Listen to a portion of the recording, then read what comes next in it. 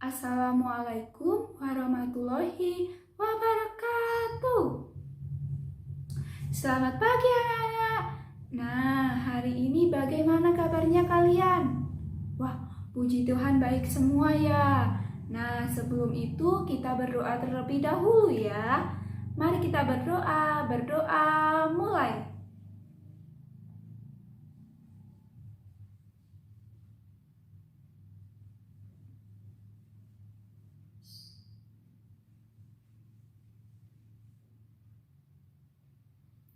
Berdoa selesai. Nah, sekarang kan sudah berdoa. Nah, anak-anak, hari ini kita akan belajar tematik kelas 4, tema 2, berhemat energi, subtema 1, sumber energi, dan pembelajaran yang pertama.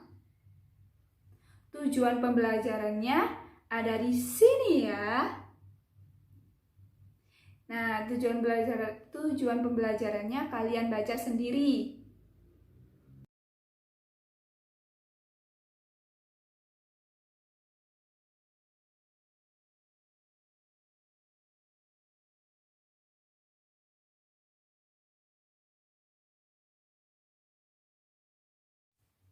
Anak-anak, kita hari ini akan belajar tentang energi. Apa sih itu energi? Nah, sebelumnya Ibu akan menjelaskan apa itu energi. Energi itu sangat penting loh bagi tubuh kita atau kehidupan kita. Semua makhluk hidup membutuhkan energi.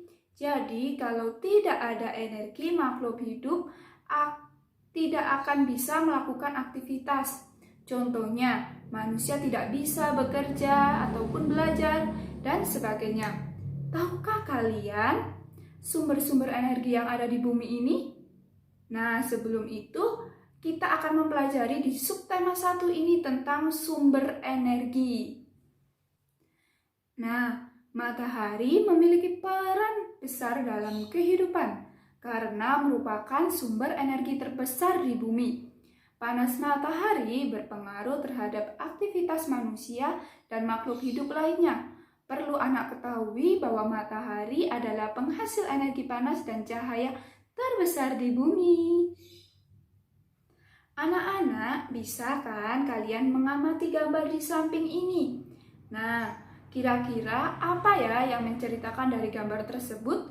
Kemudian peristiwa apa saja yang ada pada gambar tersebut?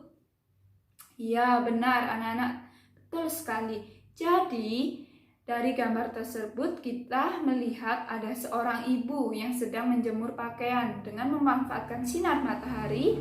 Energi panas matahari dapat mengeringkan benda yang basah. Kita juga melihat ada seorang pria yang sedang berolahraga di ruangan terbuka. Di ruangan terbuka, manusia dapat menghirup oksigen yang dihasilkan oleh tumbuhan, lalu mengeluarkan karbon dioksida. Kemudian ada anak-anak bayi atau adik kecil. Nah, adik kecil ini sedang berjemur. Dengan berjemur, maka tubuh kita akan menjadi sehat. Matahari sebagai sumber energi terbesar memancarkan panas dan cahayanya ke bumi. Cahaya matahari menerangi bumi sehingga kita dapat melihat semua makhluk hidup dan benda di siang hari. Panas matahari mengakibatkan adanya kehidupan di bumi. Nah, anak-anak, berikut ini Ibu akan membacakan beberapa peran matahari bagi kehidupan di bumi. Yang pertama, seiring dengan perputaran pada porosnya matahari membuat terjadinya siang dan malam. Dan yang kedua, seiring dengan kemiringan posisi bumi pada saat melakukan revolusi matahari mengakibatkan terjadinya 4 musim di belahan bumi ini. Ada musim panas, musim gugur, musim dingin, dan musim semi. Untuk yang ketiga, matahari berperan pada siklus perputaran air hingga terjadi perubahan cuaca mendung, panas, dan hujan.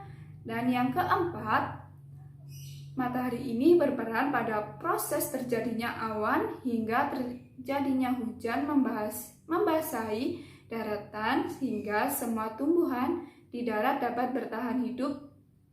Nah, air hujan yang tersimpan di dalam tanah juga dimanfaatkan hewan dan manusia untuk berkelangsungan kehidupannya.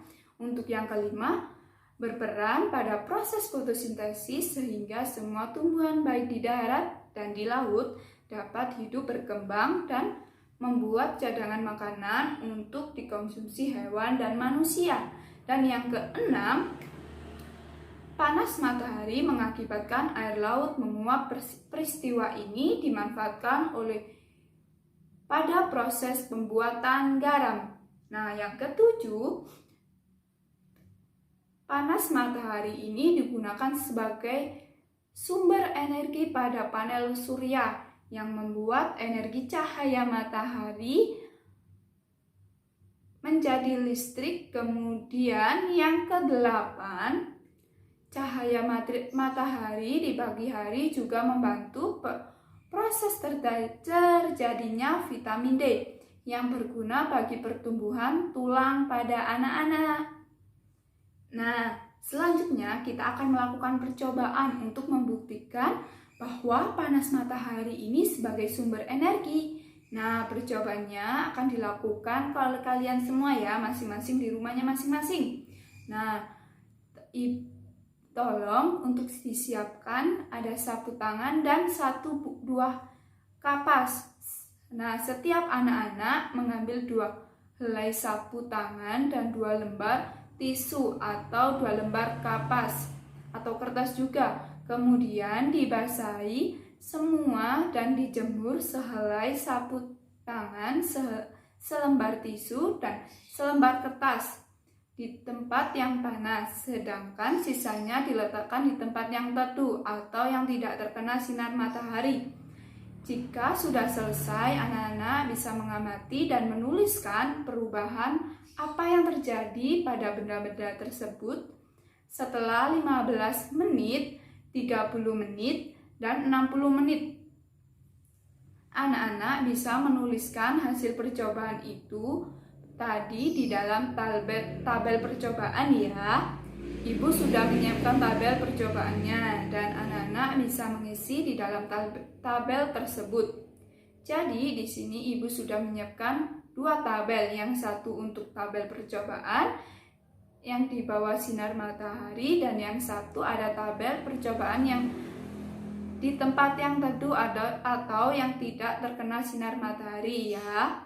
Setiap 15 menit, 30 menit, 60 menit, anak-anak bisa memeriksanya. Kemudian ditulis apakah benda tersebut yang dijemur di bawah sinar matahari sudah kering atau belum. Nah, anak-anak dilanjutkan sampai selesai ya. Jika percobaannya tadi sudah selesai, anak-anak bisa menuliskan hasil laporannya kegiatan percobaan tersebut seperti gambar yang di samping ini.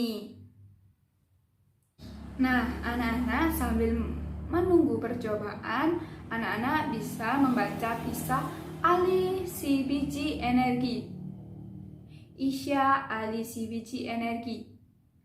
Aku alias biji energi. Aku menanam biji-biji energi di sebuah ladang yang luas di peternakanku. Di saat ini matahari bersinar, ada energi pada cahaya matahari.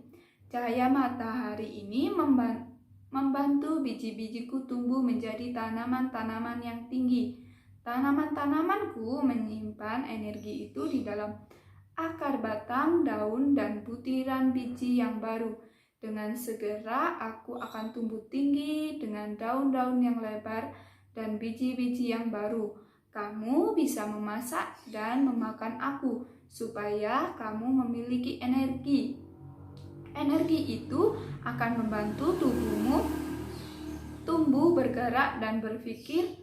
Aku juga memberi makanan hewan, ternak, dan beberapa bagian tubuhku sehingga mereka tumbuh besar dan sehat.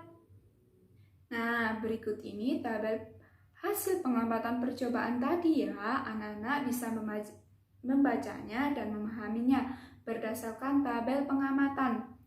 Nah, tujuan dari percobaan tadi membuktikan bahwa panas matahari merupakan suatu bentuk energi. Kemudian alat-alatnya tadi sudah Ibu kasih tahu ya. Ada kertas, ada tisu, ada kain atau sapu tangan. Kemudian langkah kerjanya tadi sudah kita kerjakan bersama-sama. Kita lakukan yang membasahi ada 2 sapu tangan dan 2 lembar tisu atau 2 lembar kertas. Nah, kemudian selanjutnya anak-anak menjemur benda-benda tersebut yang sudah dibasahi tadi di tempat yang terkena panas dan di tempat yang tidak terkena panas atau tidak terkena sinar matahari. Setelah itu anak-anak mengamati dan menuliskan percobaannya benda-benda tersebut setelah 15 menit, 30 menit, dan 60 menit. Kesimpulannya, dari hasil percobaan terbukti bahwa panas matahari mampu mengeringkan benda-benda basah sehingga panas matahari merupakan salah satu bentuk energi. Nah, sekarang Ibu akan memberikan tugas individu untuk menemukan banyaknya manfaat energi matahari bagi makhluk hidup dalam bentuk peta pikiran atau seperti gambar yang ada di samping ini. Nah, anak-anak juga boleh menambahkan gambar-gambar pada peta pikiran yang lebih menarik. Energi panas matahari adalah salah satu sumber daya alam yang melimpah.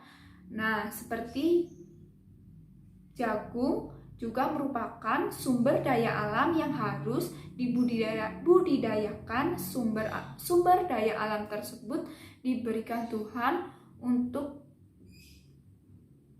manusia, untuk sumber energi kita. Nah, amatilah gambar berikut ini yang ada di samping Ibu ini ya. Apakah kalian pernah makan jagung bakar? Nah, pasti pernah ya. Bagaimana sih rasanya? Wah, pasti nikmat, lezat, ya, rasanya enak. Nah, jagung bakar ini adalah salah satu sumber daya alam yang dijual dan dikonsumsi oleh manusia. Nah, diskusikan, di sini ada Ibu kasih pertanyaan, diskusikan pertanyaan tersebut dan jawabnya.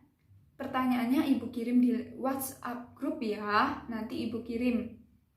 Nah, setelah anak-anak memahami materi tersebut, anak-anak bisa menjawab pertanyaan berikut ini, dikerjakan secara mandiri dan jika sudah dikirimkan di lewat WhatsApp grup ya, atau kirim ke WA Ibu.